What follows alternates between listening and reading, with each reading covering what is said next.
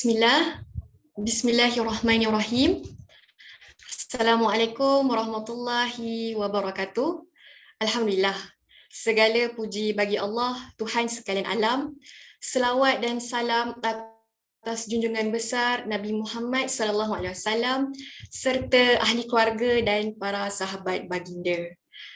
Yang dihormati penceramah kita pada malam ini iaitu Ustaz Muhammad Ikram bin Abu Hassan, rakan-rakan ahli istighfaz serta hadirin dan hadirat. Macam dia buat stres.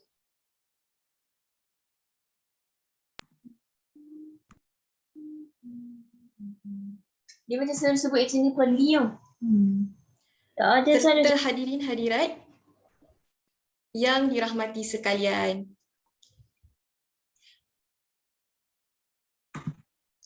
Bagi memberkati majlis, suka saya menjemput Brother Azwan untuk memimpin bacaan doa kita pada malam ini.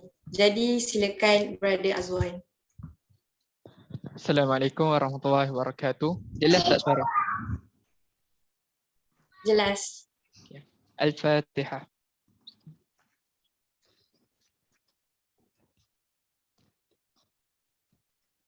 Bismillahirrahmanirrahim. Alhamdulillahirabbil alamin wassalatu wassalamu ala asyrafil anbiya'i wal mursalin wa ala alihi wa ashabihi ajma'in.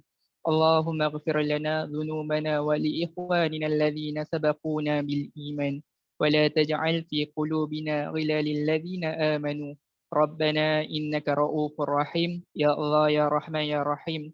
Ya musabbibal asbab, ya fatihal abwab, ya sami'al aswad, ya qadiyal hajat, يا مجيب دعوات اجعلنا من الناجحين. ربنا آتنا في الدنيا حسنة وفي الآخرة حسنة وقنا عذاب النار. وصلى الله على سيدنا محمد وعلى آله وصحبه وسلم والحمد لله رب العالمين.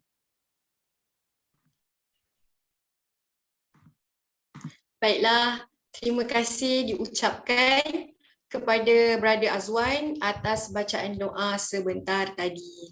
Jadi alhamdulillah, bersyukur kita kehadrat Allah Subhanahu Wa Taala dengan izin serta limpah kurnianya kita dapat bersama-sama bagi menjayakan program yang dianjurkan oleh Biro Sendi Istighfaz iaitu program Duduk Sebentar Beriman Sejenak di SBS 1.0.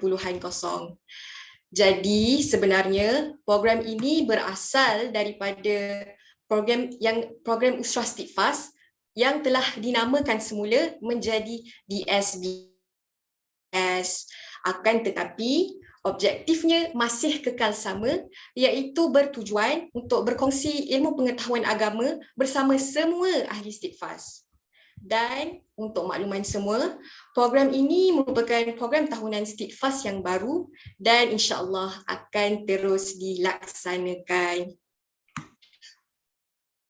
Hadirin yang dirahmati sekalian, sebelum kita teruskan program kita hari ini, marilah sama-sama kita berkenalan dengan penceramah kita pada hari ini. Beliau adalah Ustaz Muhammad Ikram bin Abu Hassan. Jadi sekarang beliau merupakan pensyarah pendidikan Islam di Kuliah Pendidikan di UIAM. Beliau juga merupakan lulusan sarjana muda dalam bidang Usuluddin di Universiti Al-Azhar Mesir.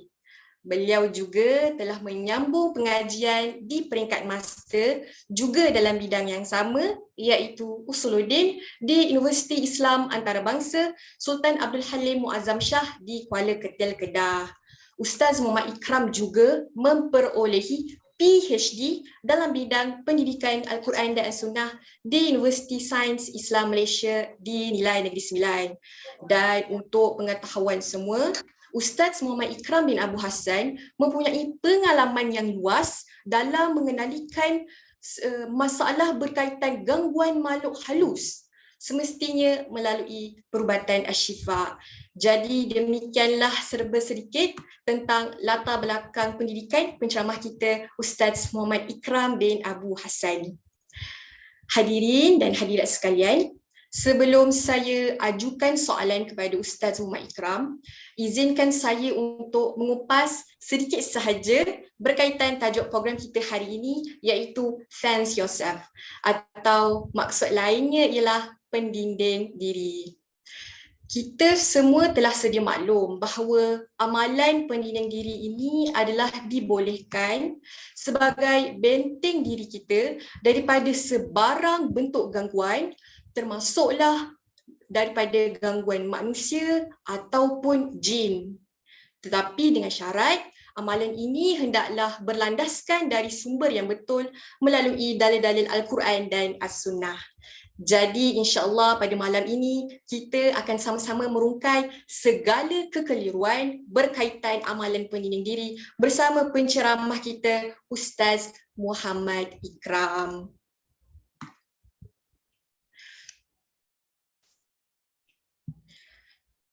Baiklah, soalan pertama saya kepada Ustaz Muhammad Ikram, seperti yang saya katakan tadi, amalan pendinding diri ini adalah dibolehkan dalam Islam dan diamalkan.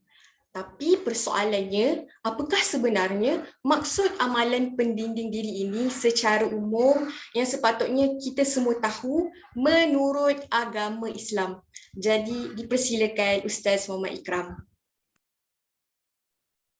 Bismillahirrahmanirrahim. Alhamdulillahirabbil alamin. Wassalatu wassalamu ala asyrafil anbiya'i wal mursalin sayyidina Muhammadin wa ala alihi wa sahbihi ajma'in.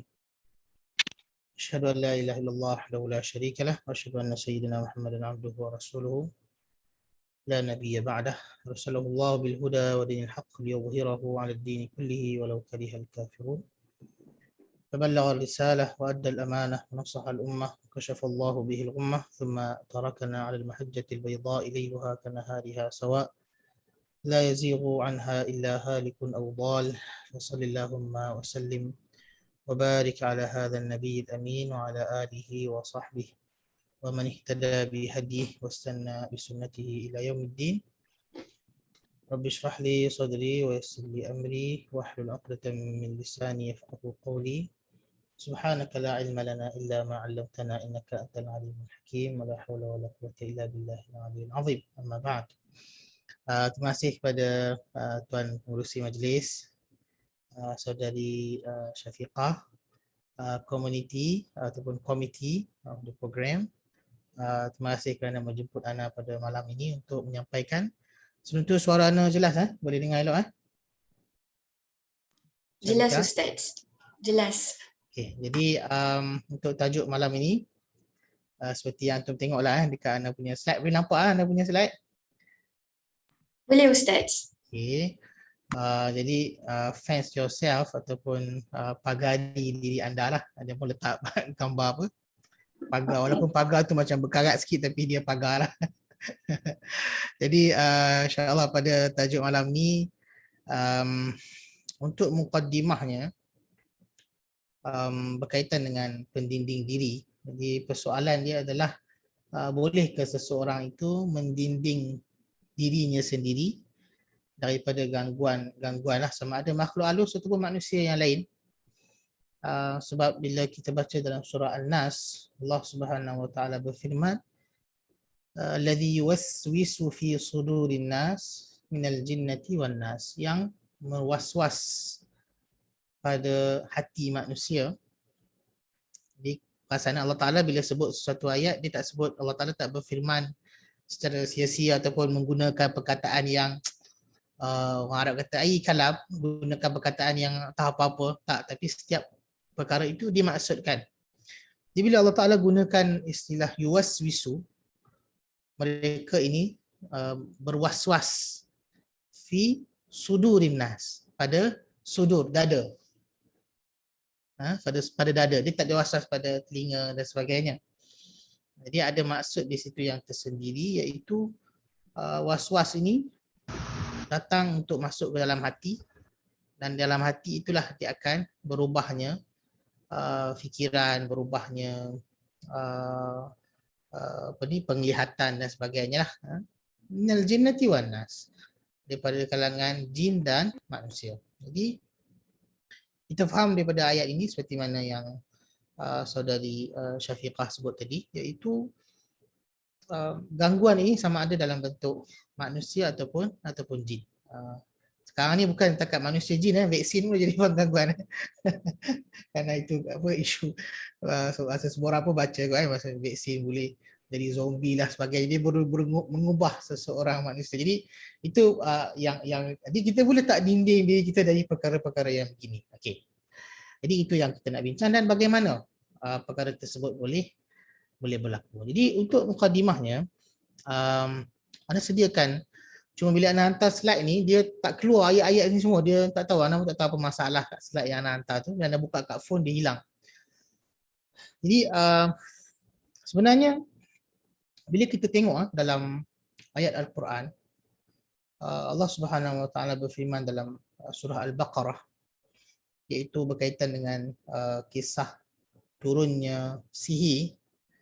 Anak ada memori sikit berkaitan dengan ayat wattaba'u ma tatlus syayatin ala mulki Sulaiman wa ma kafara Sulaiman walakinna syayatin. Satu hari Ana ada tulis kat Facebook Ana benda ni.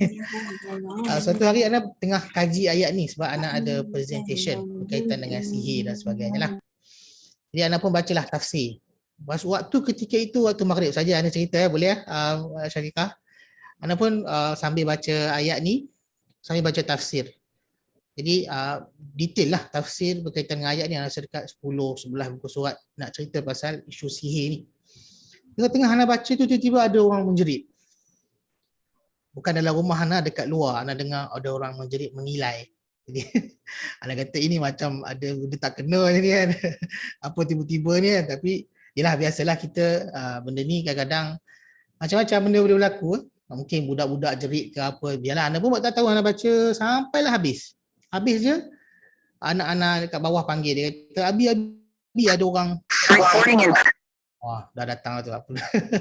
Dia kata Abi ada orang panggil dekat luar Abi, dekat Ana duduk atas, Ana bilik kerja Ana kat atas.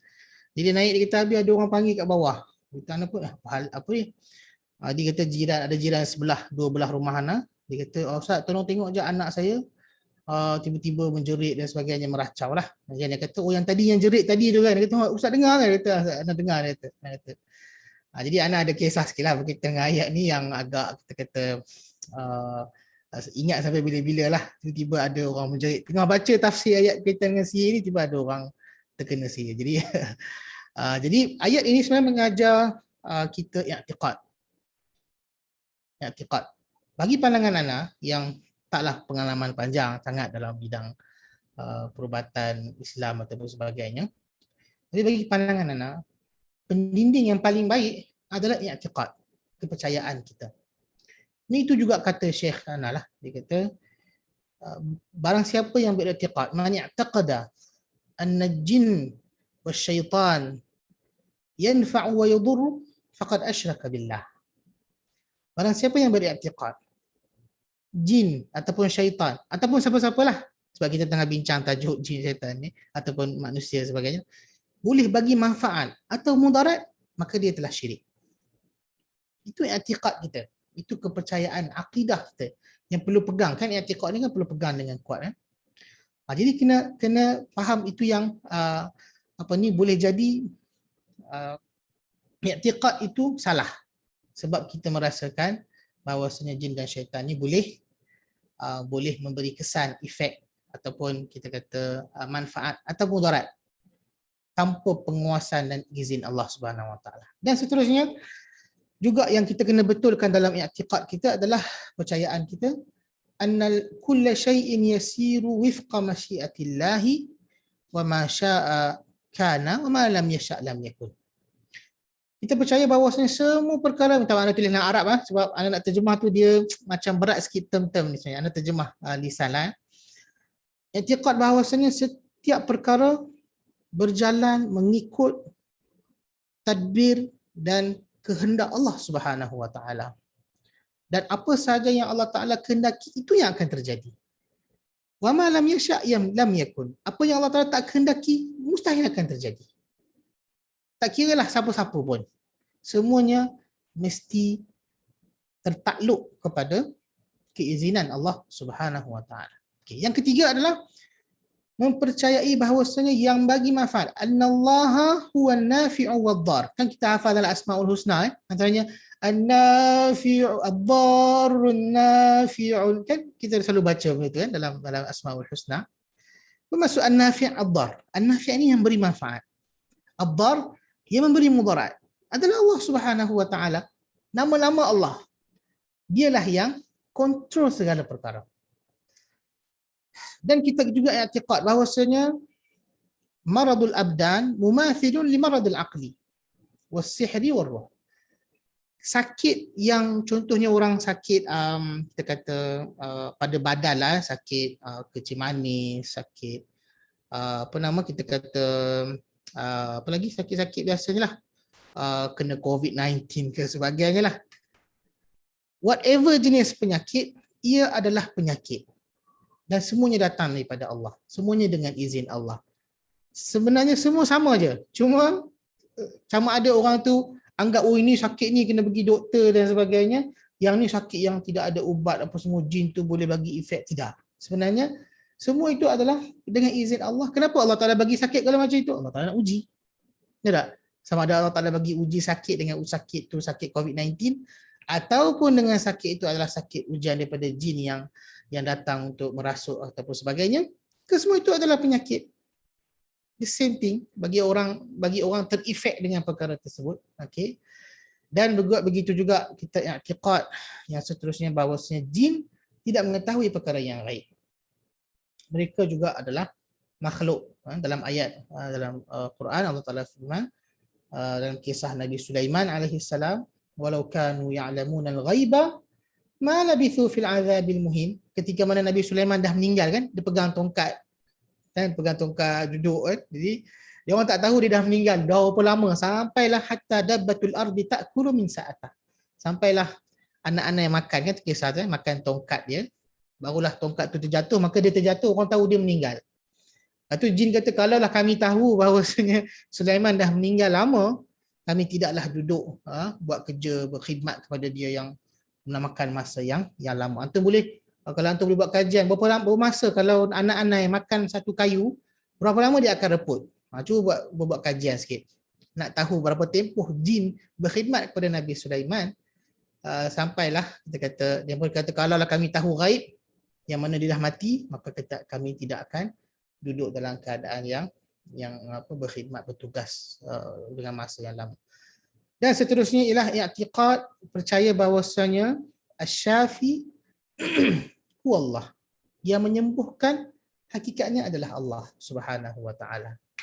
Bukanlah ubat, bukanlah ustaz. Itu semua pemudah cara ataupun kita kata pemudah cara ataupun asbab untuk penyembuh. Tapi yang hakiki menyembuhnya adalah Allah Subhanahu wa taala. Sebab tu ana ringkaskan dekat sini poin dia. Pendinding diri yang paling afdal, yang paling kuat adalah akidah. Kepercayaan itu. Salah kepercayaan, jin tu lagi kuat. Sebab kita rasa dia bagi manfaat kan. Dalam surah Al-Jin Allah Ta'ala berfirman, wa annahu kana rijalun minal insi ya'udzuuna birijalin minal jinni fazaduhum rahaqa. Ada di kalangan manusia-manusia ni sentiasa macam minta berlindung daripada jin. Ya'udzuna, isti'adzah tu daripada jin. Fazaduhum rahaqa, menyebabkan jin-jin ni jadi lebih kuat, sebabkan rasa bangga, lebih kuat, apa semua boleh buat macam-macam. Sedangkan mereka tidaklah sekuat begitu. Jadi itu i'tiqad yang kita perlu betulkan berkaitan dengan jin, dan itulah sebenarnya pendinding yang paling kuat di samping amalan-amalan harian yang lain yang mungkin anak akan sebut kemudianlah insya-Allah. Baik, ana rasa itu untuk jawapan soalan pertama Ufti Syakira. Terima kasih Ustaz Muhammad Ikram atas pencerahan jawapan sebentar tadi. Jadi apa yang saya dapat simpulkan daripada jawapan Ustaz adalah sebenarnya amalan pendinding diri yang paling terbaik, yang paling afdal adalah sebenarnya kepercayaan kita, akidah kita seperti yang Ustaz cakap sebentar tadi. bila kita seperti yang Ustaz cakapkan tadi, akidah adalah iktikad kita, kepercayaan kita. Jika salah kepercayaan kita, maka lagi kuatlah jin itu. Ini kerana kita perlu membetulkan iktikad kita. Kerana jin juga makhluk daripada Allah. Dan apa-apa penyakit juga datang daripada Allah, dan Allah itu adalah penawar kepada segalanya. Jadi hadirin dan hadirat sekalian, untuk soalan yang kedua, amalan penyeding diri ini bertujuan untuk memelihara diri kita daripada gangguan makhluk halus. Tetapi persoalan yang timbul sekarang ni, sebenarnya apakah punca-punca diri kita terdedah kepada gangguan makhluk halus ini? Jadi mohon pencerahan Ustaz berkenaan masalah seperti ini. Baik, jadi terima kasih sekali lagi. Jadi isu punca kita terdedah kepada makhluk halus lah. Jadi sebenarnya banyak punca lah. Ana senarai kat sini sebahagian je lah. Masih lagi yang pertama yang Ana senaraikan yang kat sini lah. Pertama semua dia tak susun mengikut nombor lah. Adalah keizinan daripada Allah Subhanahu Wa Taala. Allah Taala yang izin sebab Allah Taala nak uji.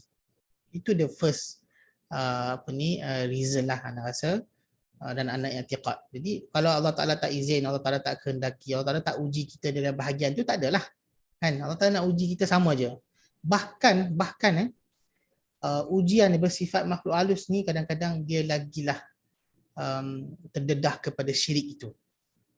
Terdedah kepada syirik itu sebab bila jadi macam kita akan takut macam isu apa semua kan. Jadi kat situ sama ada dua, sama ada kita rasa macam benda ini adalah sebenarnya datang daripada Allah. Allah Taala berkuasa bila-bila masa untuk sembuhkan. Itu antara ana punya motivasi lah kepada orang yang kena gangguan ni. Kalau ana pergi, ana cuba ubat, ana akan nasihat satu benda. Ana kata macam ni, Allah Subhanahu Wa Taala kalau nak settle benda ini sekarang akan sembuh sekarang juga. Betul tak?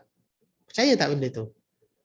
Okey, kalau percaya benda tu, barulah kita ambil asbab-asbabnya lain. Tapi akhirnya Allah Taala kalau nak sembuh sekarang, sembuhlah. Betul tak? Kan? Jadi Allah Taala yang berkuasa, bukan halus ke tebal. Semua itu adalah makhluk. Okey. Yang kedua adalah berkaitan dengan history keluarga. Ini kita tak boleh nak nafikan lah. Macam mana kita pusing pun sebenarnya itu hakikat yang ada di alam Melayu kita ini, iaitu terdedah kepada tok nenek moyang kita dulu berjanji dengan sebahagian jin atau sebagainya yang dalam istilah perawatan ni dia sebut saka lah. Jadi bila dia buat perjanjian dahulu, biasanya jin akan offer macam-macam lah, maksudnya penjagaan dan sebagainya, dan dia akan jaga selama beberapa keturunan, 7 keturunan dan sebagainya lah. Ada yang kata selamanya dan ikutlah perjanjian tersebut. Jadi bila dah termateri perjanjian tersebut, maka bila ahli keluarga yang tak terima, sampai satu katalah keturunan, mereka ramai-ramai tak nak teruskan perjanjian dengan jin itu. Biasanya mereka ini akan diganggu oleh jin itulah. Sebab dia anggap bahawasanya perjanjian tu mesti diteruskan.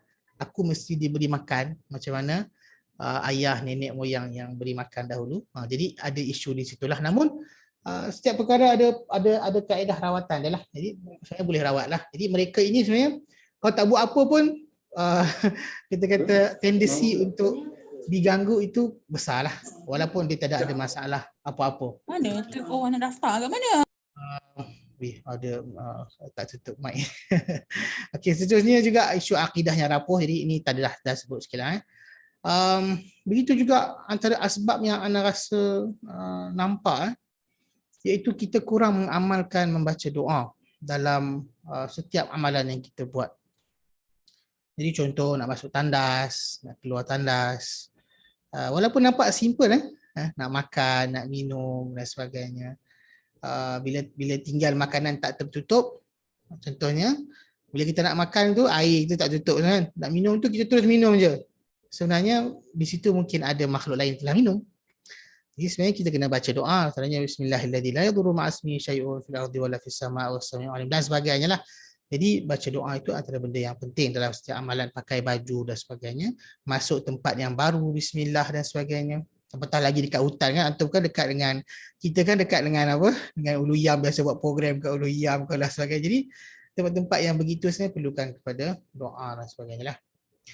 Tidak menjaga amal ibadat dengan baik, antaranya solat fardu yang tidak sempurna dengan baik, dan tidak diiringi dengan solat-solat sunat yang menambah dinding kepada diri kita, zikir-zikir lepas solat yang diajarkan oleh Rasulullah SAW, zikir-zikir pagi dan petang yang diajarkan oleh baginda sallallahu alaihi wasallam, al-ma'thurat itu memang bagi ana lah. Kalau ana yang merawat ni, ana taklah ambil banyak sangat.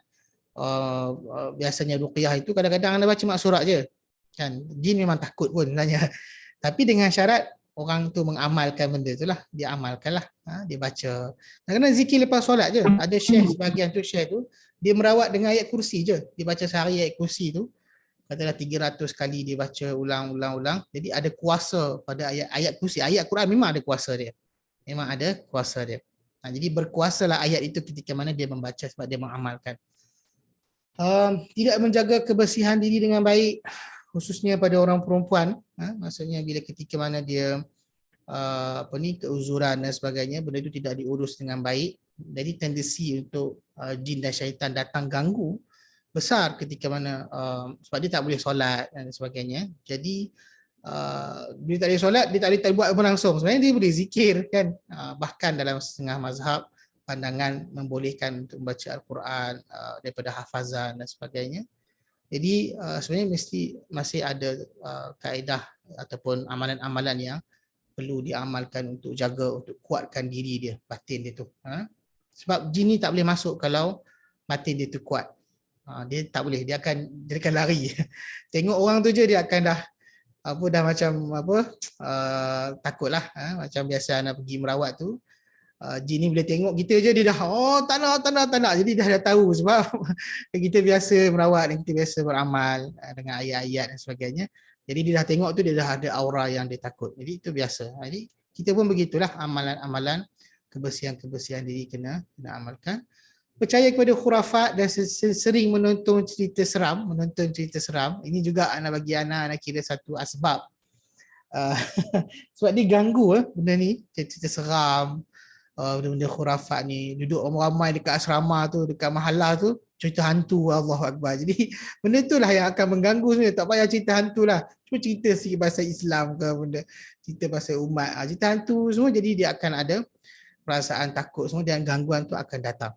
Dia akan buka something dalam kita punya akal dan diri tu, bahagian takut tu. Jadi dia akan mudah untuk terdedah kepada jin dan syaitan. Jin dan syaitan yang jahat ni banyak, sebab tu dia akan ganggu.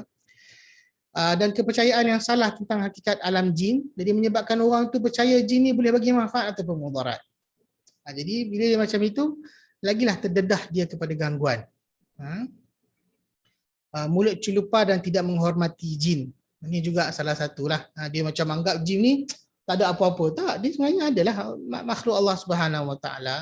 Juga kita kata ada kita kata taklif dia daripada Allah Subhanahu Wa Taala. Dia juga adalah satu makhluk yang Allah Subhanahu Wa Taala berikan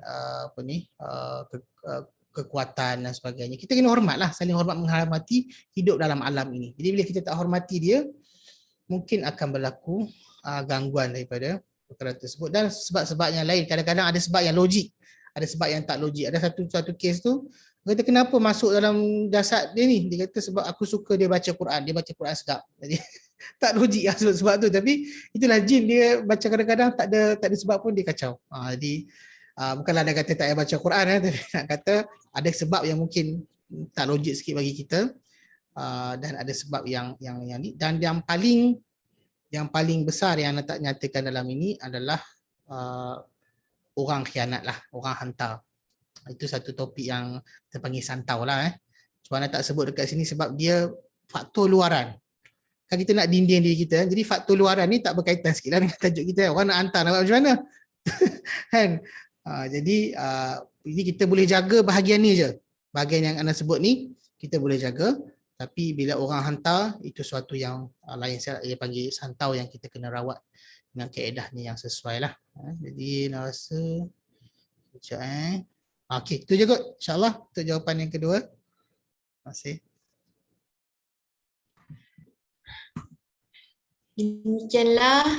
Demikianlah tadi penjelasan daripada Ustaz Muhammad Ikram berkaitan perkara-perkara ataupun punca-punca yang menyebabkan diri kita mudah untuk diganggu oleh makhluk halus.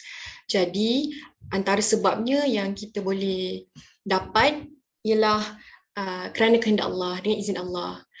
Sebagai ujian untuk kita, dan seterusnya mungkin disebabkan oleh sejarah keluarga.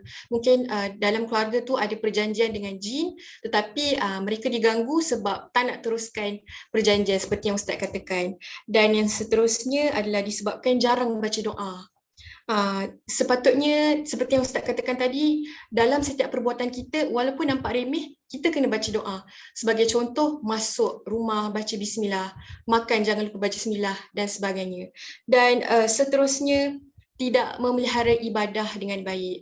Jadi dekat sini seperti yang Ustaz katakan tadi, solat kena jaga, solat 5 waktu kena jaga. Dan seterusnya adalah tidak menjaga kebersihan diri. Jadi untuk kebersihan ni lagi-lagi tak kisah perempuan atau lelaki, sama-sama kena jaga kebersihan diri kerana seperti yang Ustaz katakan tadi, benda-benda seperti gangguan ini, gangguan makhluk halus ni memang suka kepada benda-benda yang kotor. Dan seterusnya adalah selalu menonton cerita seram. Seperti Ustaz cakap tadi, apabila kita menonton filem seram ini, sebenarnya filem ini menimbulkan ketakutan, dan daripada ketakutan itulah yang akan memudahkan kita, yang akan membuat kita vulnerable, mudah untuk diganggu oleh makhluk halus. Dan seterusnya antara puncanya ialah kerana mulut kita yang celupa dan tidak menghormati jin. Jadi kita dalam dunia ni kena sama-sama menghormati makhluk lain. Dan juga adalah kerana disebabkan kepercayaan yang salah tentang dunia jin. Dan seperti yang Ustaz cakapkan tadi pada akhirnya disebabkan orang khianat. Tapi seperti Ustaz yang cakap seperti yang Ustaz cakapkan tadi, khianat ni adalah faktor luaran. Jadi ini adalah luar daripada skop kita sendiri yang untuk menyinding diri. Jadi begitulah soalan kedua dan kesimpulannya. Soalan seterusnya kepada Ustaz Muhammad Ikram, apa sebenarnya pendapat Ustaz tentang amalan yang menggunakan limau nipis, lada hitam, garam dan lain-lain bahan dalam rawatan Islam? Adakah perbuatan ini sebenarnya bertepatan dengan sunnah atau tidak? Sebab sekarang ni kita banyak lihat dalam perubatan Islam, bahan-bahan yang seperti saya sebutkan tadi banyak digunakan. Jadi mohon pencerahan Ustaz berkaitan isu seperti ini. Persilakan Ustaz. Baik.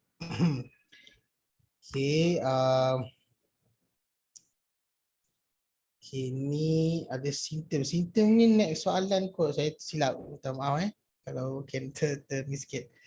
Okay, dalam perubatan Islam ni dia ada dua elemen yang besar lah. Okay. Yang pertama adalah perawat, yang kedua adalah kaedah rawatan. Okay.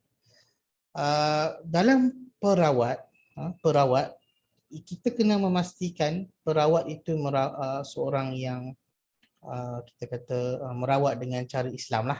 Sebab dia ada banyak jenis perawat ni. Ada yang merawat guna jin, ada yang merawat guna, walaupun dia kata mendakwa di perubatan Islam, tetapi dia sebenarnya menggunakan qarin ataupun jin lah. Qarin tu jin lah, kawan dia lah, sebagai jin, menggunakan tu untuk merawat dan sebagainya lah. Jadi cumanya saya nak sebut sini satu perkara yang besar saya rasa, iaitu perawat, hakikatnya perawat yang paling penting berbanding dengan kaedah.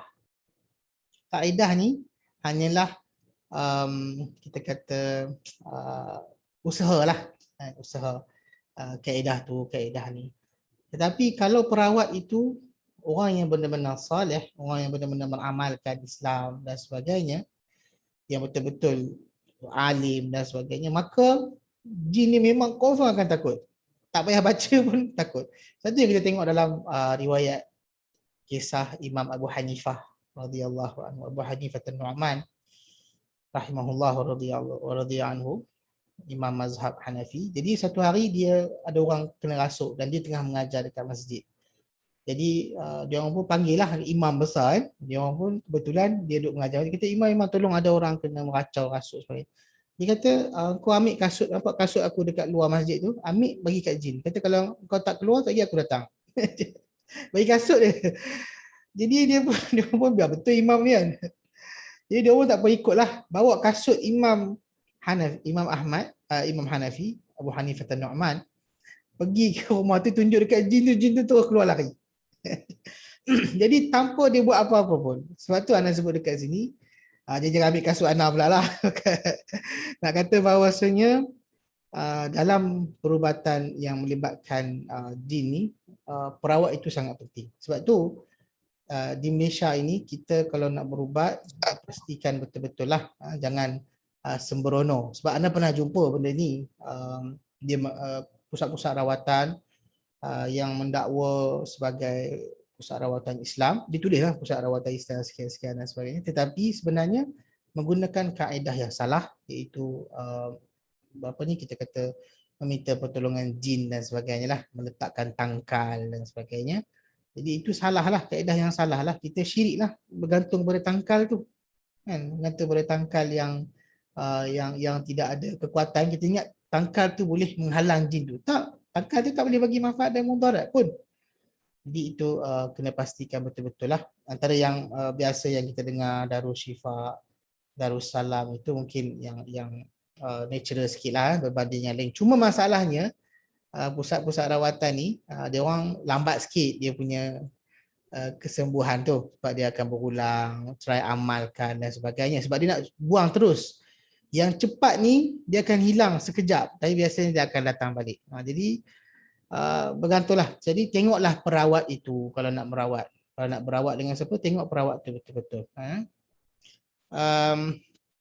Jadi yang kedua adalah kaedah rawatan. Kaedah rawatan ni ada dua jenis. Yang pertama adalah menggunakan ayat Quran sahaja. Menggunakan ayat-ayat syifa dalam Al-Quran. Firman Allah Ta'ala, wa yunazzilu minal Qur'ani ma huwa syifa. Min dekat sini, min ni mengikut sebahagian pandangan ulama, dia adalah min litab'id, untuk menunjukkan al-ba'du, sebahagian. Jadi apa, mungkin kat dalam ramai-ramai ni ada yang bahagian ambil jurusan bahasa Arab kan. Jadi min ni litab'id, kata untuk sebahagian. Wa yunazzilu minal Qur'an, sebahagian daripada Al-Quran, ada beberapa ayat Al-Quran, ma huwa syifa, iaitu dia mengandungi syifa. Jadi bukan semua Al-Quran lah. Sebagai ulama ada ayat-ayat yang syifa, antara surah Al-Fatihah, ayat kursi dan sebagainya lah. Jadi ada orang yang merawat dengan ayat Quran, dia baca ayat Quran, semua sembuh. Mungkin antaranya adalah sebab kekuatan diri dia tu, dia sebagai perawat yang kuat lah ya. Dan ada yang guna mujarrabat. Ini yang soalan Ukhti Syafiqah berkaitan dengan mujarrabat. Guna pegaram, guna lada hitam, guna limau dan sebagainya lah. Perkara-perkara ini adalah mujarrabat. Apa maksud mujarrabat? Eksperimental. Maksudnya orang telah buat zaman dahulu, ada orang yang buat dan berkesan. Macam ubat-ubat yang dekat hospital tu lah. Kan semua kan eksperimen, klinikal kan. Cuma ni tak adalah ujian klinikal tu. Dia ujian dekat pesakit lah. Dia perkara mujarrabat ini yang telah diuji dan benda tu memang berkesan turun-temurun. Maksudnya bila ubat guna dengan daun bidara, mandi dengan daun bidara, memang berkesan. Memang jin takut dan lari. Antaranya lagi garam untuk pagar rumah dan sebagainya. Jadi benda-benda ini sebenarnya bukan syirik, tapi dia adalah mujarrabat. Usaha kita untuk menghalang dengan menggunakan ubat-ubat yang telah dites, telah dieksperimen oleh ulama-ulama. Begitu juga zikir-zikir, sebagian zikir-zikir yang mujarrabat boleh sembuhkan penyakit, baca zikir sekian-sekian boleh sembuh, itu sebenarnya mujarrabat. Dengan syarat kita tidak beriktikad bahawasanya perkara tersebut boleh bagi manfaat dan mudarat. Ia adalah satu usaha yang perlu dilakukan. Tidak ada isu syirik. Tidak ada isu syirik pada alat-alat rawatan ini, sebab dia adalah merupakan ikhtiar yang disuruh oleh Allah Subhanahu Wa Taala dan Rasulullah SAW untuk berubat. Tadawau, Nabi SAW kata, berubatlah. Fa inna Allah anzala da'an wa lam yunzilu da'an illa wa anzala ma'ahu shifa. Tidak Allah Taala menurunkan penyakit kecuali Allah Taala turunkan bersamanya syifa, penyembuh. Jadi kalau suruh kita berubat, kita ambil lah perubatan-perubatan tu, tak kisahlah dengan apa. Yang penting janganlah menganggap bahawa perkara tersebut boleh memberi manfaat atau mudarat, dan tawakal dengan meminta perlindungan hanya daripada Allah Subhanahu Wa Taala. Selepas dah usaha, kita tawakal pada Allah Subhanahu Wa Taala dengan kita kata menyerahkan pada Allah Subhanahu Wa Taala dan minta berlindung hanya daripada Allah Subhanahu Wa Taala. Antaranya membaca surah Al-Mu'awwidhataini, iaitu satu surah yang dalam kebanyakan riwayat para ulama turun ketika mana Nabi SAW diuji dengan sihir. Jadi bila diuji dengan sihir, Allah Subhanahu Wa Taala utuskan malaikat Jibril untuk ajarkan surah ini kepada Rasulullah SAW supaya dibacakan dan dijauhkan daripada si penyembuh pada sihir. Begitu juga saat-saat akhir ketika mana Rasulullah SAW sakit, Rasulullah tak mampu nak baca ayat-ayat, tak larat baca. Jadi Sayyidatina Aisyah ataupun Fatimah radhiyallahu anhuma membaca ayat ini dan menyapu ke seluruh badan Rasulullah SAW. Dan ada hadis-hadis yang mana Rasulullah SAW membacanya ketika mana hendak tidur dan menyapu di seluruh badan. Jadi hadis yang sahih dalam kitab Al-Azkar dan lain-lain. Dia nak tunjuk dekat sini bahawasanya semua usaha-usaha ini adalah merupakan jenis ikhtiar yang dilakukan, dan dia tidaklah bukan satu syirik selagi mana kita tak menganggap dia memberi manfaat dan mudarat. Wallahu a'lam.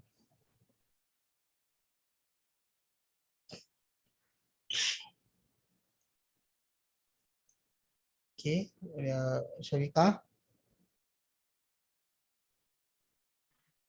Terima kasih Ustaz atas pencerahan berkaitan isu tentang bahan-bahan yang digunakan dalam perubatan Islam.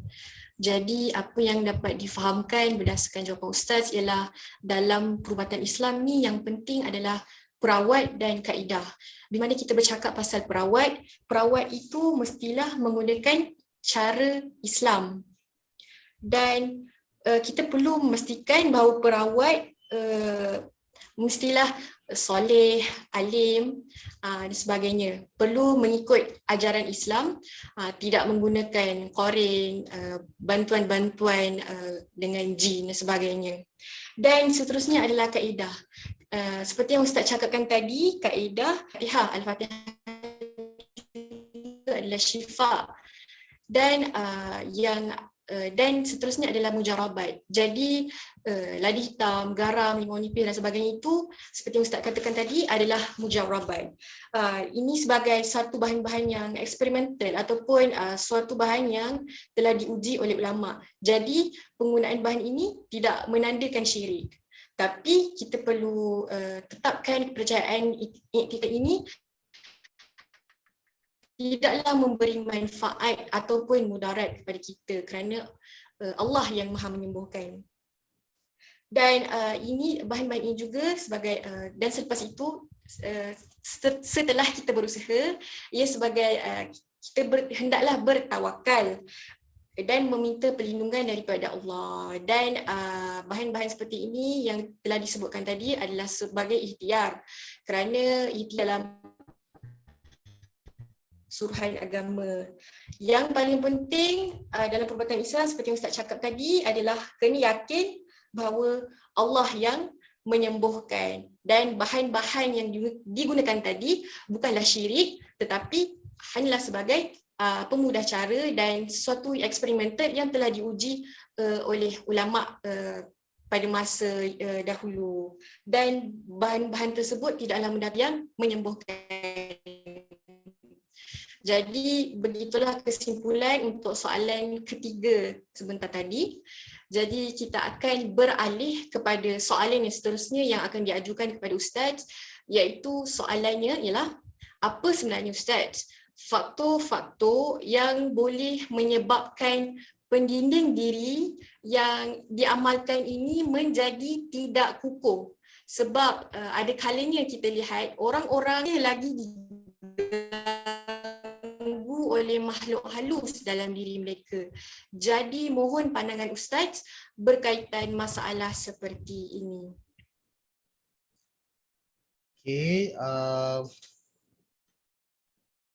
Okey, faktor kepada pagar ataupun yang kita dah buat itulah menjadi tidak kukuh, ada terbocor sana dan sini. Jadi Ana melihat kepada dua bahagian lah berdasarkan pengalaman Ana, iaitu pada ramuan pagar itu sendiri dan pada orang yang memagar, itu bahagian kedua. Pada ramuan memagar itu dia tak bolehlah guna besi ataupun guna konkrit dan sebagainya kan. Jadi antaranya adalah bila kita membaca ayat Al-Quran dan zikir-zikir dengan cara yang mungkin salah, tak tepat, tidak konsisten. Jadi sebenarnya itu menjadi efek kepada gangguan. Ya. Jadi sebenarnya tembok yang kita bina ni kena sentiasa dipelihara. Dia bukan macam tembok yang zahir. Tembok yang zahir ni dia kekal lah dekat situ walaupun tak tahulah dalam tu mungkin anak-anak yang makan ke sebagainya, ulat ke dalam batu ke sebagainya, tapi still kita nampak zahirnya baik. Tapi yang batin ni, pagar yang batin ini sebenarnya adalah perlu ditajdid, perlu diperbaharui setiap hari. Itu yang diajarkan oleh Rasulullah SAW. Jadi antaranya adalah bacaan ma'thurat. Kenapa anda sebut ma'thurat? Sebab ma'thurat ni adalah zikir-zikir yang diamalkan oleh baginda sallallahu alaihi wasallam. Susunan itu ikutlah, tu nak susun sama ada susunan yang ada dalam cetakan yang biasa ataupun susunan yang lain yang ada dalam kitab-kitab Hisnul Muslim, kitab Al-Azkar, Imam Nawawi dan sebagainya. Susunan itu zikir pagi dan petang, ikutlah kita nak guna yang mana, tapi mesti amalkan apa yang diajarkan oleh baginda sallallahu alaihi wasallam. Zikir lepas solat, tinggal bila solat assalamualaikum warahmatullahi wabarakatuh, bangun tinggal. Sedangkan masa ketika itulah zikir-zikir ini efek kepada diri kita. Pendinding lepas solat tu zikir penambahan kekukuhan solat itu sendiri, dan nak komplitkan solat itu, nak tambah bagi sempurna. Kukuklah ada cacat celah kat sana mana solat, yang nak tambah itu zikirlah dan solat sunat lepas solat itu. Begitu juga zikir sebelum tidur. Dia orang biasanya tidur kadang-kadang dengan tengok movie. Dia tengok cerita hantu, dia tertidur. Malam tu masuklah, sambunglah cerita hantu dalam mimpi. Tengah tu main game tertidur dan sebagainya malam. Tak boleh tidur malam ni Ustaz. Main game, tengok movie ke, tengok apa ke. Jadi sebenarnya itu salah. Rasulullah SAW ajar kepada kita, nak tidur pastikan beramal dulu. Ambil wudu, solat 2 rakaat. Ataupun tak larat dalam solat, zikir. Zikir-zikir yang diajar sebelum tidur yang banyak sebenarnya, yang memang siapa amalkan, insya-Allah anda boleh jamin lah, insya-Allah lah, cuma taklah 100% jamin, tapi insya-Allah anda boleh jamin dia akan bangun solat tahajud. Allah Taala akan mudah dia bangun solat tahajud, iaitu zikir-zikir baca Fatihah, ayat kursi, akhir surah Al-Baqarah, 3 qul, subhanallah 33 kali, alhamdulillah 33 kali, Allahu Akbar 33 kali. Semua ini akan membuatkan orang itu kalau dia tertidur pun tengah-tengah itu, maka dia tertidur dengan keadaan yang sangat baik. Bahkan dalam satu hadis yang zikir subhanallah, alhamdulillah, Allahu Akbar ni dalam kitab Al-Azkar, satu hadis ini kata syaitan akan usaha supaya kita tak habiskan sebut cukup 33 100 kali ni. Dia akan cuba tidurkan kita sebelum habis zikir 33 ni. Cuba antum try malam ni. Dalam hadis tersebut dia sangat berat zikir ni. Jadi kalau boleh habiskan tu terbaik. Jadi sebab dia memang pendinding kepada diri kita. Jadi taklah ada gangguan malam tu, jin ke apa semua nak datang ganggu dalam mimpi ke sebagainya. InsyaAllah terpelihara lah. Dan kita kena yang konsisten lah. Jadi ramuan ni kena konsisten. Kalau tak dia akan makin lama makin runtuh. Macam kita lah solat. Kenapa kita kena solat 5 hari, sehari semalam? Antara hikmah yang mungkin kita akan lihat, kita manusia yang lalai. Tembok kita sentiasa ada cacat, sagi lalai, tak ingat Allah, lepas tu macam-macam lah. Jadi sebab tu kita kembali balik solat, ingat balik Allah Subhanahu Wa Taala, sebut balik Allahu Akbar. Yang besar ni adalah Allah Subhanahu Wa Taala, maha besar. Bukannya diri aku, bukannya siapa-siapa yang besar, bukannya doktor, bukannya ustaz, bukannya Perdana Menteri ke raja ke. Ya Allah Ta'ala yang maha besar. Jadi semua itu pembaharuan tajdid kepada iman, kepada tembok itu. Bila benda itu tak settle, maka dia akan terdedah kepada gangguan. Yang kedua adalah orang yang memagar itu, jadi dia tidak bolehlah bertawakal kepada apa yang dia pagar. Dia kata, aku dah baca dah, Ustaz, saya dah baca dah Quran pagi petang, zikir, maksyarat semua, tapi masih lagi diganggu. Yalah sebab kamu tawakal pada benda tu, pada zikir tu. Tawakal pada Allah, bukan pada benda tu. Siapa yang tawakal pada sesuatu perkara, Allah Ta'ala tinggalkan dia dengan benda tu. Dia tawakal pada baca zikir 1000 kali, 2000 kali. Dia ingat benda itulah. Tak, saya Allah Subhanahu Wa Ta'ala. Masih juga Allah Subhanahu Wa Ta'ala walaupun apa yang dibuat oleh dia. Ada satu tabur garam satu rumah dah. Kan dah habis dah garam. Setiap bulan beli pun masuk juga. Tak, isu ni sebab kita tawakal pada garam tu. Tak boleh tawakal pada garam. Tawakal pada Allah. Cuma bila benda tu kita disuruh, kita ada macam kita makan ubat, makan Panadol dan sebagainya, kita suruh untuk berubat, maka kita buat. Tapi bukan ubat tu menyembuh, bukan garam itu, bukan limau tu. Dia sebenarnya adalah Allah Subhanahu Wa Taala. Okay. Sebab tu dalam Al-Quran pun bila kita baca, bila kita hayati tafsir surah Qul A'udzu Birabbil Falaq dengan Qul A'udzu Birabbin Nas, dia sebenarnya adalah minta untuk berlindung hanya pada Allah Subhanahu Wa Taala. Dan kalau tengok susunan tu, Qul A'udzu Birabbil Falaq dulu kan, Qul A'udzu Birabbil Falaq, apa ni? Min syarri ma khalaq wa min syarri ghasiqin idza waqab min syarri nafasat wa min syarri hasad. Qul a'udzu birabbin nas, rabbin nas, Tuhan kepada manusia. Kenapa Allah Taala sebut Tuhan kepada manusia? Kenapa tak sebut Tuhan kepada sekalian alam? Kan? Sedangkan Allah Taala Tuhan kepada sekalian alam, tapi kenapa ayat ni Qul a'udzu birabbin nas? Sebab ayat ni bila kita baca kita rasa dekatnya, kata ulama dalam tafsir, kita rasa dekatnya perlindungan Allah Subhanahu Wa Taala. Bukannya benda yang lain. Tambah lagi, Malikin Nas. Rabbi dah Tuhan manusia. Malik, pemilik kepada manusia. Ilahin Nas. Tuhan yang hakiki, yang layak disembah. Allah Subhanahu Wa Taala. Jadi sebenarnya elemen-elemen ni yang bila kita rasa benda tu dalam diri kita, benda lain semuanya, jin-jin ni kalau datang pun dia tak boleh duduk lah. Kan? Dia tak boleh duduk. Dan Allah Ta'ala akan pelihara. Kan Allah Ta'ala bila sebut sayang kepada seorang hamba, Allah Ta'ala akan kuntu sam'ahu alladhi yasma'u bihi. وَبَصَرَهُ الَّذِي يَبْصُرُ بِهِ وَيَدَهُ الَّتِي يَبْطِشُ بِهَا وَرِجْلَهُ الَّذِي يَمْشِي بِهَا. Kalau aku sayang pada seseorang, maka aku akan menjadi pendengaran dia, mata dia. Dalam syarah hadis ni, iaitu Allah Ta'ala akan utuskan malaikat yang menjaga telinga dia, menjaga pendengaran dia, menjaga mata dia, menjaga perjalanan dia, menjaga kaki dia. Jadi malaikat tu dia sekeliling ni. Macam mana jin nak boleh datang? Kan? Jadi itu antara kita kata orang yang memagar dia mestilah bertawakal pada Allah Ta'ala dan meninggalkan maksiat. Antara yang membocor-bocor ni, senang bocor ni maksiat lah. Sama ada maksiat zahir ataupun maksiat batin. Jadi tinggallah semua maksiat, sama ada apa-apa jualah. Jadi masing-masing tengok diri sendiri dan jauhkan diri daripada maksiat itu, kerana bukan takat jin je yang ni, ilmu pun mungkin tertutup apabila kita buat maksiat. Macam baca susah lah Ustaz, tak boleh masuk lah, tak boleh nak hafal lah, tak boleh. Yelah kan al-ilmu nurun. Ilmu itu kan cahaya Allah Subhanahu Wa Taala. Daripada Allah cahaya tu. Kalau kita bermaksiat, kata Imam Syafi'i kan hadis yang apa syair yang kita hafal semua tu, al-ilmu sa'altu waqi'in an su'a hifzi fa arsyadani ila tarkil ma'asi wa anba'ani bi anna al-ilma nurun wa nurullahi la yuhda lil 'asi.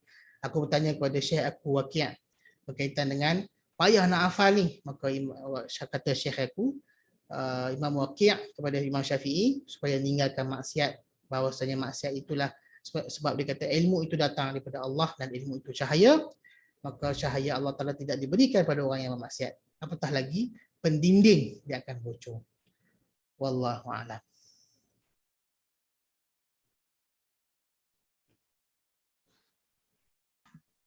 Terima kasih Ustaz atas pencerahan jawapan yang Ustaz berikan tadi. Jadi apa yang saya dapat simpulkan, yang saya dapat rangkumkan berkaitan punca amalan penyinding diri kita tidak kuat adalah kerana seperti yang Ustaz cakapkan tadi adalah ramuan dan orang yang memagar. Kalau dalam ramuan ni mungkin sebab bacaan amalan yang kita lakukan tu mungkin dengan cara yang tidak betul dan ataupun tidak konsisten, tidak berterusan. Jadi kita perlu amalan-amalan yang kita amalkan ini perlulah sentiasa ditajdid dan diperbaharui sebagai pagar diri kita, pagar dalaman kita. Jadi seperti amalan yang Ustaz syorkan tadi untuk melengkapi mana-mana amalan yang mungkin bocor adalah seperti amalkan maksurat pagi, zikir pada setiap kali solat ataupun sebelum solat, ataupun zikir sebelum tidur. Dan amalan-amalan ini perlulah sentiasa berterusan. Dan habis pada ramuan, seterusnya adalah orang yang memagar. Mungkin antara punca-punca penyinding diri tidak kuat adalah orang yang memagar, orang yang mengamalkan amalan itu sendiri. Untuk orang yang memagar ini, seperti yang Ustaz katakan, mestilah kita bertawakal kepada Allah. Bukan perkara yang kita amalkan itu. Ini kerana perkara yang kita amalkan itu tidak mendatangkan apa-apa mudarat dan manfaat, tetapi hanya Allah lah yang mendatangkan, yang menyembuhkan.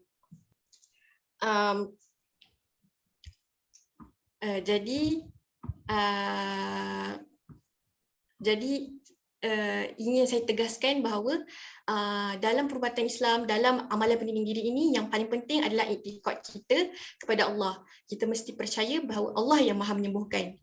Dan segala bentuk gangguan itu mereka juga adalah makhluk Allah.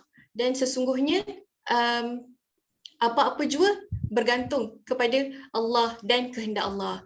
Jadi terima kasih kepada Ustaz atas diskusi sebentar tadi. Jadi seterusnya program kita pada malam ini akan diteruskan lagi dengan sesi soal jawab.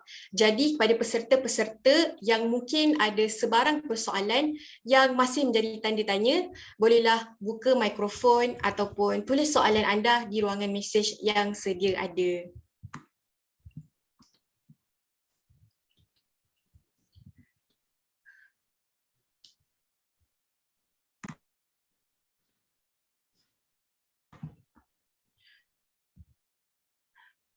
Okey, jadi kita ada soalan yang pertama.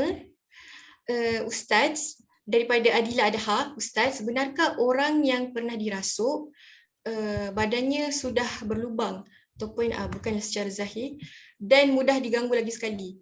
Dan seandainya kita dah buang saka, adakah saka tu boleh kembali mencari kita, Ustaz? Soalan yang pertama untuk Ustaz. Okey, untuk soalan yang pertama ni, Ana sebenarnya ada satu lagi yang Ana rasa tertinggal sikit tadi. Boleh tak Ana share saya lagi Syafiqah slide? Okey, sorry. Dekat bahagian yang ini, simptom-simptom ni, Ana terlupa nak sebut dah tadi mungkin. Jadi isu ada beberapa perkara yang kita boleh detect dengan itu bahawasanya kita punya diri terganggu. Antaranya adalah ibadat. Yang paling utama sekali dia akan kacau adalah ibadat. Sebab jin dan syaitan ni dia akan datang untuk merosakkan anak Adam. Dia rosak itu dah rosak ibadah kita. Dia biasanya solat tak sedar berapa rakaat, tak sedar dia dah baca Fatihah ataupun belum. Dia tak baca Fatihah. Dia baca Fatihah tengah jalan, tengok dah bagi salam. Sepatutnya orang solat 3 rakaat, dia solat 2 rakaat dan sebagainya lah. Dia ibadat yang terganggu, malas nak solat, tak boleh nak bangun dan sebagainya. Mimpi-mimpi yang buruk yang ada gangguan-gangguan jin lah, sebab dia kadang-kadang dia berlawan dengan kita dalam mimpi. Itu juga antara simptom-simptom dia. Tidur terganggu, tak boleh tidur dan sebagainya. Tak sedar diri, meracau ataupun meracau lah. Badan rasa lemah, nak bergerak ke masjid dan surau je rasa, kalau nak buat amal kebaikan dia rasa berat sangat. Itu antara gangguan yang berlaku. Meracau itu mungkin kes dah berat sikit lah, kena rasuk dan sebagainya. Dan antara lagi berat adalah nampak jin tu depan mata. Ini biasa berlaku lah. kat sebahagian orang. Cuma dia tak nampak pada hakikat dia lah. Jadi nampak penyerupaan jin itu. Kalau dia serupa bentuk Syafiqah, nampak macam Syafiqah lah. Kalau dia jumpa bentuk Ana, nampak macam Ana lah. Macam tu lah lebih kurang. Jadi dia nampak jin itu sendiri. Itu antara simptom-simptom dah. Jadi untuk nak menjawab soalan tadi ni, mana dah? Okey. Banyak soalan. Sekejap ada nak scroll balik mudah lupa. Okey. Orang yang pernah dirasuk, adakah dia macam dah berlubang ataupun dah mudah diganggu sekali lagi dan sebagainya. Jadi macam yang sebut tadilah, isu dia adalah pada keizinan Allah Subhanahu Wa Taala. Kalau itulah bentuk ujian Allah pada dia, maka dia akan terdedah sekali lagi, kedua, ketiga, keempat dan sebagainya. Kalau Allah Taala nak stop benda tersebut daripada diganggu, maka tak adalah, selesai kat situ lah. Jadi dia bukanlah isu badan itu berlubang ataupun tidak sebenarnya. Kalau seseorang itu pernah dirasuk dan dia jaga betul-betul diri dia, lepas tu dia betulkan i'tiqad dia, dia banyakkan amalan, insya-Allah dia akan tak ada masalah dah. Okey, itu jawapan Ana. Dan seandainya dah buang saka, bolehkah dia cari kita balik? Dia saka ni sebenarnya jin yang telah menjadi syaitan. Jin kalau dia jahat, dia jadi syaitan. Dan bila dia jadi syaitan, dia akan kebal, dia tak mati sampai hari kiamat. Itu sifat yang ada lah. Jadi bila macam itu, dia sentiasa ada lah. Mungkin dia datang balik untuk kacau. Betul tak mustahil. Betul tidak mustahil. Tapi sebenarnya yang paling natural untuk merawati saka ni sebenarnya, selain daripada kaedah-kaedah apa semua ni, kalau benda tu ada lagi, masih ada, buang pun tak loot, orang kata tak hilang. Cara dia senang je, buat tak tahu je. Buat tak tahu je, buat macam alah tak kau lah. Sebab dia tak boleh bagi manfaat mudarat pun. Paling teruk dia boleh buat apa Syafiqah? Paling teruk dia boleh zahirkan diri dia, betul tak? Itu je lah. Nampak je dia buat apa? Paling teruk dia boleh lompat atas bumbung, betul tak? Lompat je lah masalah. Kan macam itulah. Paling teruk pun dia boleh macam datanglah mimpi dan itulah paling teruk dia boleh buat pun. Dia tak boleh buat banyak macam, banyak-banyak.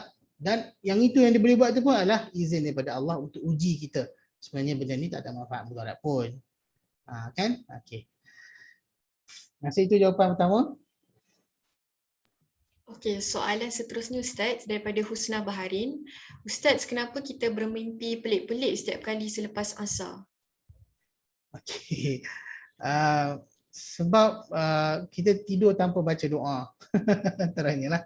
Tanpa baca doa, tanpa baca zikir, tanpa ambil wuduk dengan elok. Jadi tidur ni ada adab-adab dia. Bukan kita cari bahagian adabun naum. Adab-adab tidur. Tak kisahlah tidur waktu mana pun, waktu malam ke siang ke pagi ke petang ke. Jadi bila kita tidur dengan elok, zikir dengan elok, ada adab tidur dengan elok, macam mana adab makan, ada adab tidur, maka insya-Allah dipelihara daripada gangguan lah, insya-Allah. Wallahu a'lam. Jawab pendek-pendek je lah Okey, silakan seterusnya. Okey, soalan seterusnya daripada Fatin Izati. Saya nak tanya, kadang-kadang saya pelik, tak ada apa-apa. Bukan tengah makan, tiba-tiba ada lalat melilau.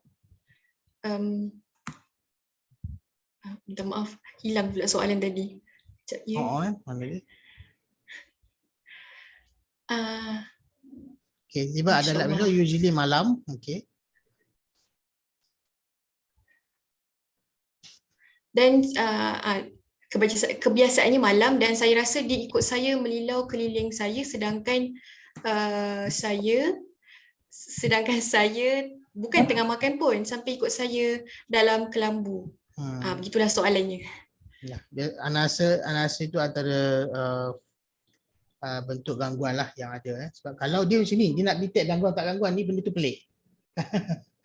Kalau pelik daripada yang biasa, itu gangguan lah. Dan gangguan itu diizinkan oleh Allah Subhanahu Wa Taala. Sama ada teguran kepada enti ataupun orang yang bertanya ni lah, ataupun dia tanya mungkin untuk kawan dia sebagainya, teguran untuk kita, ingat Allah, banyakkan berzikir, jaga solat, khusyuk dalam solat, ambil wuduk betul-betul. Sehari bagi anak itu sebenarnya teguran daripada Allah. Kalau kita insya-Allah jaga elok-elok, cuba try dululah. Kalau makin lama makin teruk, maka kena pergi berawat lah. Dia boleh, secara basicnya boleh try untuk perbaiki amalan dahulu dan anggap itu sebenarnya teguran daripada Allah. Okey, boleh insya-Allah. Allah Alam. Okey, soalan seterusnya daripada Inas Dalili. bagaimana kita nak halang dan sedarkan seseorang daripada mempercayai perkara-perkara khurafat. Okay, yang pertamanya jangan tengok cerita hantu. Seterusnya adalah apa nama ni, dia ada part of akidah dekat situ. Bila kita belajar ilmu akidah, dan anak yakinlah pelajar-pelajar kita di UAE ni belajar ilmu akidah, sebab kita belajar ilmu akidah adalah untuk tujuan dia untuk memasakkan diri kita dengan kepercayaan bahawasanya Allah Subhanahu Wa Taala yang berkuasa atas segala perkara. Wallahu ala kulli syai'in qadir. Tabarakalladzi biyadihil mulku. Kan? Wa huwa ala kulli syai'in qadir. Jadi bila kita percaya kepada akidah yang tepat, yang betul itu, maka sebenarnya benda selain daripada itu, benda ni ada manfaat, cincin, batu permata, rantai, semua ada kuasa dia, ada batu-batu tertentu ada kuasa. Itu semua hilanglah sebab kita tak ada apalah yang ni Allah Taala.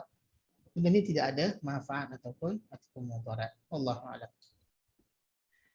Okey, soalan seterusnya daripada Farha Rozali. Assalamualaikum Ustaz, bagaimana nak pastikan perawat itu menggunakan rawatan Islam dan tidak menggunakan jin?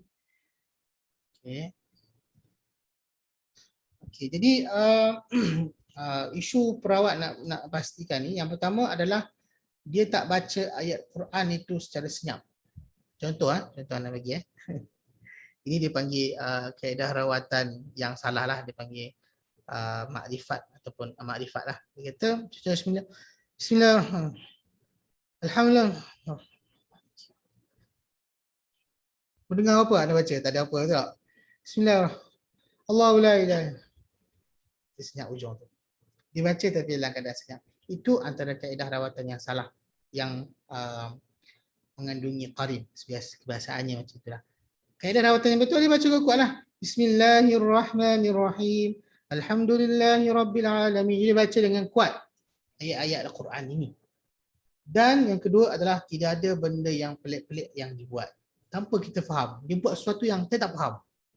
Lompat ke, tiba-tiba tangkap jin nak masuk dalam botol dan sebagainya. Benda itu semua tidak betul. Jadi ada dua perkara lah. Yang pertama tentang membaca ayat ruqyah itu dengan betul, dengan salim, dengan baik. Yang kedua adalah dengan dia tak buat benda-benda yang tidak difahami, yang keluar daripada akal kita. Itu biasanya dia meminta bantuan jin lah. Wallahu a'lam. Okey, soalan seterusnya daripada Syasha Sabrina. Saya nak tanya, setengah orang Allah berikan kelebihan untuk melihat perkara gaib. Namun dia sudah tutup hijabnya tersebut. Ada kemungkinan tak hijab akan terbuka semula? Sekiranya ada kemungkinan, ada apa-apa amalan ke untuk agar tidak terganggu dengan ternampak perkara gaib tersebut? Dan soalan yang kedua, boleh Ustaz terangkan berkenaan surah Al-Baqarah ayat 275 dan surah Ibrahim ayat yang ke-22. Okey, berkaitan dengan hijab, dia sebenarnya lah bagi Ana lah, dia sebenarnya ada masalah pada Ana pernah bincang benda ni, pernah discuss dengan bekas mufti Terengganu berkaitan dengan orang yang boleh nampak sebagainya. Dia sebenarnya macam ni, diterangkan dekat Ana. Dia kata manusia ni kita ada akal, betul tak? Akal. Apa maksud akal? Akal ni adalah antara satu maksud yang lain, adalah satu maksud yang jelas adalah dia boleh memahami, kan? Satu maksud lain bagi akal, dia adalah suatu benda yang tersimpul, akalah. Benda yang tersimpul. Jadi tersimpul itu ada beberapa tahap simpulan dia. Bila satu simpulan terbuka, dia boleh nampak. Ada satu simpulan dalam akal kita ni terbuka, dia boleh nampak benda-benda ni. Bagi dia itu adalah satu penyakit yang kena rawat lah. Dia bukannya satu kelebihan. Jadi banyak kaedah lah. Antaranya yang paling mudah adalah amalkan, ambil air, baca dekat ayat itu, waja'alna min baini aydihim saddan wa min khalfihim saddan fa aghshaynahum fahum la yubsirun. hembuskan air dan sapu dekat bahagian mata supaya Allah Ta'ala tutuplah, baikilah benda tu kan. Sebab kita mata kita tu nampak dia sebab ada terbuka satu benda dalam akal kita. Jadi bagi anak itu bukan satu kelebihan tapi satu penyakit, wallahu alam.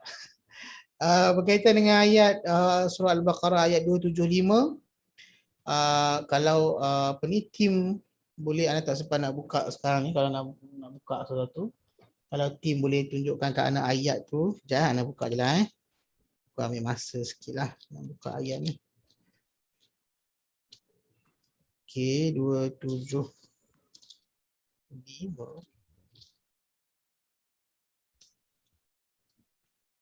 Ada yang boleh paste ke 276,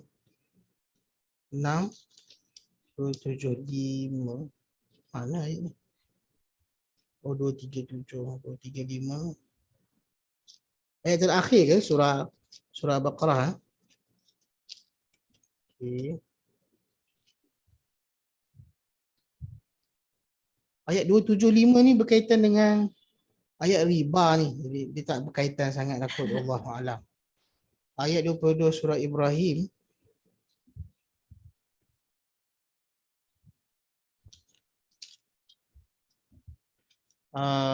Wallahu alam, surah Ibrahim ayat 22. Qala asy-syaitanu lamma qudiya al-amru innallaha wa'adakum wa'dal haqqi. Jadi itu adalah suatu pengiktirafan daripada syaitan lah pada hari kiamat nanti, maka bahawasanya sebenarnya dia hanyalah menipu kita yang percaya kepada dia. Sebenarnya dia tidak ada apa-apa manfaat, tidak ada apa-apa mudarat, dan apa yang dilakukan oleh dia adalah bersifat kita kata tipu daya kepada manusia. Wallahu a'lam. Okey, soalan seterusnya daripada Afif. Ustaz, apakah pendapat Ustaz tentang orang yang pergi bertapa untuk dapatkan jin? Jawapan dia syirik. Itu je. Allahu a'lam. Okey, soalan seterusnya adalah daripada Syafiqah Ramli. Assalamualaikum Ustaz, saya mempunyai seorang sahabat yang selalu dirasuk ketika berada di asrama. Tetapi apabila dia di rumah, perkara tersebut jarang berlaku. Jadi adakah perkara ini, adakah suasana ataupun tempat juga mempengaruhi gangguan sebegini? Betul. Suasana mempengaruhi. Kawasan tersebut sangat mempengaruhi. Jadi kalau kawasan yang baik, bi'ah yang salihah, yang baca Al-Quran, yang zikir dengan baik, yang tak cerita-cerita hantu, yang buat-buat takut dan sebagainya, insyaAllah benda ni tak ada ganggu. Jadi yang berlaku kat asrama ni, anak tahulah, anak pun pernah duduk asrama. Tak tahu siapa pun duduk asrama. Kadang-kadang malam-malam kumpul ramai cerita hantu, betul tak? Lepas tu macam-macam lah benda-benda tu. Jadi benda-benda tu yang mengganggu tu. Tak boleh benda tu. Itu yang akan suasana tu. Kat rumah siapa yang cerita hantu? Nak kena rotan dengan mak ayah. Jadi suasana itu sangat mempengaruhi. Betul, Ana setuju.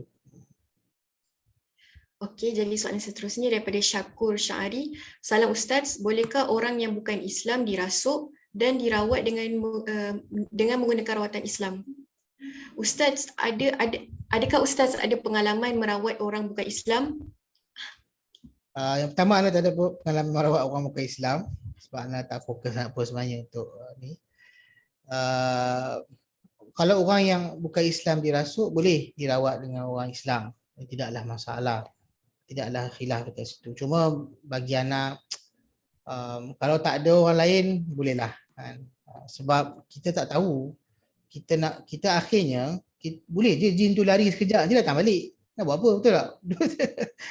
Kalau kita rawat-rawat, akhirnya jin tu lari. Lepas lagi datang balik. Kita balik, dia mari balik. Jadi sebab dia orang yang dirawat tu, kafir, dia tak nak dinding diri dia pun. Orang kafir, nak dinding dengan benda apa? Kita baca Quran, orang rawat tu berzikir, minum air, ayat kursi, minum air apa? Ruqyah, Yasin dan sebagainya. Orang kafir tu tak ada. Dia kufur pada Allah Ta'ala. Jadi kalau kita rawat pun mungkin jin tu akan datang balik. Dan tak ada faedah lah bagi anak. Allahu'alam. Okey, soalan seterusnya daripada Ines Dalili. Soalannya, kalau badan kena tindih, bagaimana kita nak hadapi perkara tersebut? Kena tindih Jadi kena tindih ni dia ada dua lah, sama ada gangguan ataupun sama ada dia ada faktor lain sikit lah dalam kita punya akal kita, dalam badan kita lah, faktor perubatan lah sebabkan dia tak boleh nak bergerak. Jadi kalau dia melibatkan jin, jadi macam yang sebut tadilah, maka sebelum tidur itu maka kita kena cuba untuk amalkan bacaan atau beramal dengan zikir-zikir sebanyak yang mungkin. InsyaAllah benda itu tak boleh ganggu. InsyaAllah benda itu tak boleh ganggu. Wallahualam. Okey Ustaz, ni soalan yang terakhir daripada Afif. Ustaz, apakah pendapat Ustaz berkenaan orang yang menyediakan rawatan syifa tetapi dengan bayaran yang tinggi?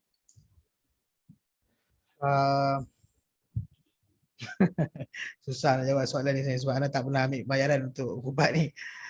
Jadi apa-apa pun kalau dia menjadikan benda tu untuk rezeki dia, punca pencarian rezeki, jadi dia tetapkanlah duit sebagainya untuk urusan kehidupan dia. Benda itu harus.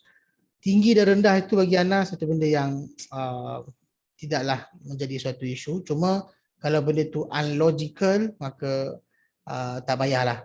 Bagi Ana, jelas Ana cakap, pergi cari orang yang soleh, minta dia doa. Itu lebih afdal daripada perawat kadang-kadang. Itu pengalaman peribadi Ana lah.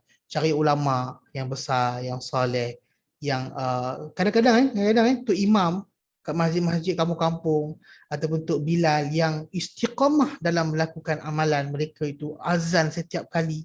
Cuba pergi jumpa dia orang, minta doa pada dia orang. Bagi anak itu lagi mujarab kadang-kadang daripada perawat. Itu pengalaman peribadi anak lah. Wallahualam. Sebab isu elemen perawat ni, saya sebut tadi kan, isu perawat tu. Kadang-kadang bukan isu bacaan apa semua pusat rawatan besar-besar nama sangat pun, tapi kesalehan seseorang itu yang bila dia berdoa Allah Taala mustajab doa dia.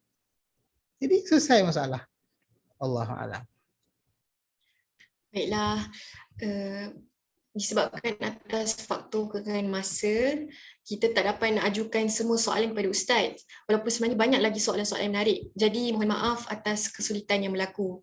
Jadi baiklah, terima kasih sekali lagi saya ucapkan kepada Ustaz Muhammad Ikram atas perkongsian yang memang sememangnya sangatlah bermanfaat untuk kita semua malam ini berkaitan amalan peninding diri. Jadi diharapkan kepada para peserta yang menyertai program hari ini mendapat butir-butir ilmu yang berharga melalui program yang dianjurkan. Dan seterusnya, mohon maaf atas kesilapan dan ketelanjuran bicara saya sepanjang mengendalikan program kita hari ini. Jadi sebelum itu, seperti biasa, sebelum majlis bersurai, hadirin semua digalakkan untuk membuka kamera masing-masing untuk sesi fotografi. Jadi saya serahkan majlis kepada komiti yang bertugas untuk mengambil gambar. Jadi silakan.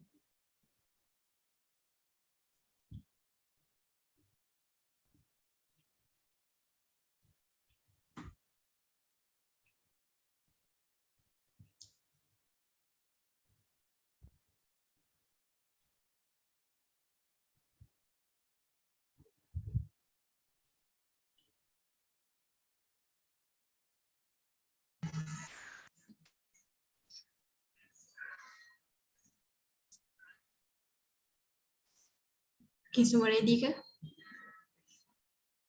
Okay, 1, 2, 3. Sekejap. Okay, saya lagi. 1, 2, 3. Freestyle. 1, 2, 3. Sekejap